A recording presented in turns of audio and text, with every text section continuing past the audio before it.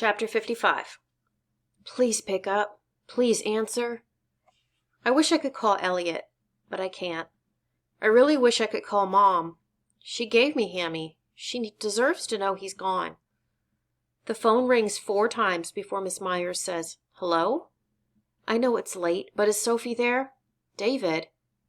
Please tell her it's really important that she call me back. I hang up. Please call back, Sophie. Please. I go online and watch the Hammy Time video Elliot and I made.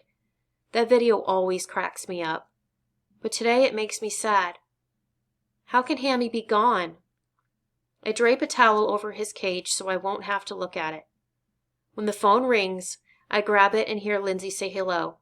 Then I hear Sophie's voice. "Got it, Linz," I say. "Okay, David." "Hi, Sophie." "Hey, David, I thought you were going to call after school." I look at the towel on top of Hammy's cage. My throat constricts. "I need to tell you something." "What?" I take a raggedy breath. "Hammy's gone." "Gone?" "He died." "Hammy's dead?" "Yup." "Oh, David, I'm sorry." "Thanks." "Coming, Mom," Sophie yells. Then she whispers, "I've got to hang up, but I'm going to give you something special tomorrow morning to cheer you up." I wipe my nose with my sleeve again. "What?" "You'll see." I hold the phone long after the click. And turning the phone's ringer off and setting my alarm clock, I pull my blanket to my chin and stare out the window.